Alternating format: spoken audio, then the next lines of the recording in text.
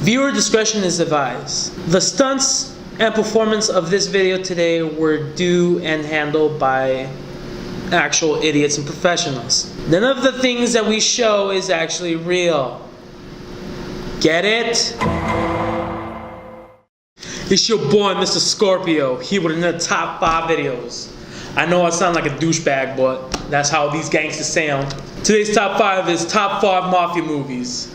Sit back, relax, enjoy, and make sure 5-0's not outside. If it is, call Loopy. Tell him to flush it down the toilet. He knows what to do. Let's begin.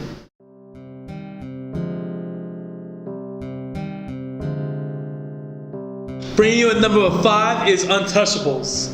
The Untouchables is a classic film set in the 1930s Prohibition era in Chicago, where alcohol and tobacco was illegal. That ain't fun, Rick. The premise of the film is very generic. 4 dudes tag team to try. Wait, 4 dudes. I was thinking of a porno scene. Give me a minute.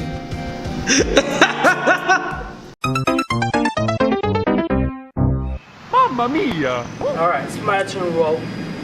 7 and I win. Alright. Mr. Scorpio, Shit. what are you doing? Playing crabs. Is it time to shoot? Alright, let me just roll this dice. Alright, come on, lucky 7.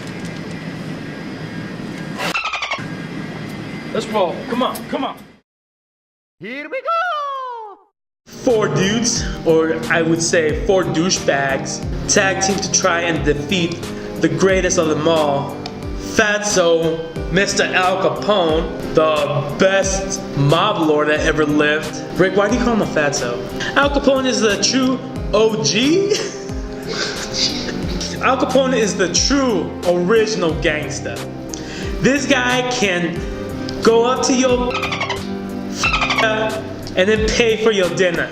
So giving this movie a watch, on the top of that I am a spoiler cuck, but I will talk about my favorite scenes of the movie that got a spot on this list. Near the climax of the film,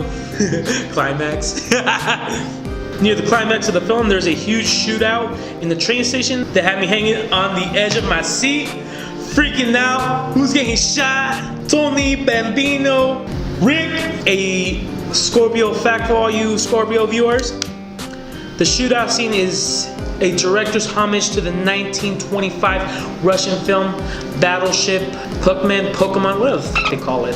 Call Putin up, Rick, and ask him what it's called. Anyways, folks, The Untouchable takes the spot at number 5. Bringing you number 4 is The Departed. An undercover cop and a mole in the police attempt to identify each other while infiltrating an Irish gang in South Boston. Now, The Departed. First of all, it's set in Boston and also the Irish gang mafia. Like, seriously? On top of, we have Leonardo DiCaprio and Matt Damon that are both, moles and snitches within their organization. So Leonardo is the, Leonardo like the Ninja Turtle, is the snitch for the cops, and then Matt Damon is the snitch slash mole for the Irish gang. We got Jack Nicholson as the Irish mob boss, Franklin Costello. Man, it sounds like a real bad. Leonardo with his little, oh, I'm a snitch, I'm afraid it might kill me or chop my balls off and feed it to my dogs. And Matt Damon's like, God, Costello, you want this, you want that, you won't let me bang my own girlfriend. There's different plot twists within the movie. Leonardo's trying to find out, who's a rat or the snitch. And then also Matt Damon's trying to find out who's the rat and the snitch. And in the end, everybody gets shot at. Boom, boom, boom, click, clack, boom, wham, bam, boom. Done. So, The Departed gets a number 4.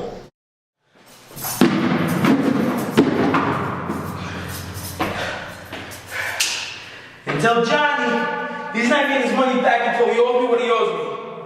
Alright. Rick, we gotta go film? Let's go do this. Coming in at number 3 is American Gangster. American Gangster talks about the notorious Frank Lucas, the OG of heroin, played by the most bad OG, Denzel Washington. Most likely the guy that said, King Kong ain't got on me. Or when he does that look like, you think you can do this to me? No. Break, how does he do it? Like that? Like that? No, you know what? You know, he does it better than me. He is trying to work on building his heroin empire. Now, what's so great about this movie is the fact that he makes drug lords, kingpins today look stupid. There's a scene where he tells his cousin or brother, whatever, that you're too loud, you're wearing loud clothes. You gotta dress appropriately, you know. Be out there, be, you know, a gangster, but keep it under wraps. You don't wanna be noticed. He's been managing to put, you know, his product out in the streets, but also keeping it on the down low, like who is the guy behind the blue magic heroin? Who is supplying it and who is selling it at a cheap rate? That's why American Gangster takes it at number 3. American Gangster, please watch it. It's a really good one. You know, forget the detective that wrote down, you know, that he's trying to take him down. It's all about Frank Lucas. Coolest gangster ever lived. Number 2, bringing you Casino. Casino is pretty much has greed, deception, money, power, and murder occurring in between two best friends, a mafia informer and a casino executive or CEO, whatever you want to call it. What I really like about Casino is the fact that Mr. Robert De Niro's character, Ace, is giving every little bit detail of how the casino business works. What happens if he sees cheaters? What happens if somebody is trying to go crazy in the casino? What do his boys do? There's a scene where these guys, you know, see a belligerent and his bodyguards just step in and start punching the guy and taking him out of the casino. That's true power. Joe Pesci character Nicky, on the other hand, he's a hothead. Like, all he wants to do is, you know, fuck up people, get paid, and then get laid. I think that's my motto for today. Get paid and then get laid. On the other hand, he also explains his side of the business and how things should be run within his organization or mafia, however you like. But that's okay, because he doesn't give a f*** when the people that f***ed up, basically, or, you know, messed up, or whatever you want to call it, get hit by, of course, the mobs that are trying to clean up. You know, what happened, let's clean up, so we make sure we walk out with a little bit of money and not with less money. God, the mafia world is really harsh, Rick. I wouldn't know what to do in that situation, to be honest. So Casino takes it at number 2.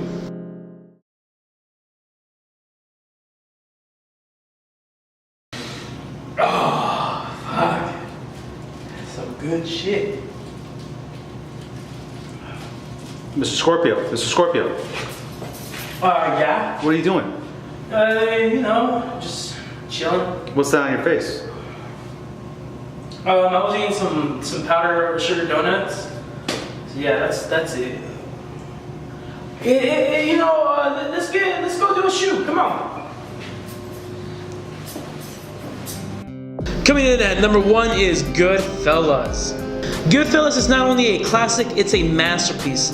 The opening scene where Ray Liotta says, "As far as back as I can remember, I always wanted to be a gangster." God, that's so true. Okay, I knew this movie was a favorite of mine. The film follows a Jewish Italian motherfucker named Henry, or whatever the his name is. Shows his life in the mafia and how effective the mafia has on his life. You get to see different time periods in the movies: the 50s, racist era, the psychedelic 60s, and the 70s, and coke heads in the 80s. The coolest thing about this film is that we have the best Italian. This is how Italians say, "What do you want? What the f*** happened? What do you want to eat?" There are so many iconic moments in the film, from the dude getting his foot shot to a cut getting his face beaten the out of from a handgun. This guy walks up to him and goes, "Boom, boom, boom! Don't you ever call her again!" And then gives a gun to his girlfriend and runs. Goodfellas is not only the best example of what a mafia movie should be, but it is my pick for the greatest mafia movie ever made.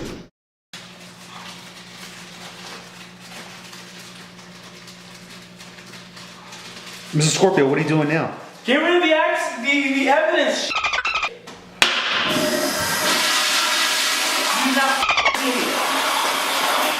Again, folks, that wasn't real Coke. I just put some flour in a bag and it's Coke. Let's look up Twitter today. Spooky Sneaky. Give the smelly nerd a kiss. Sure, why not?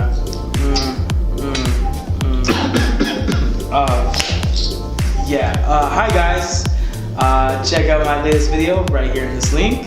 New videos every week. Also, please sure to subscribe to my YouTube channel and give them a thumbs up to all my videos. I'm gonna go back to doing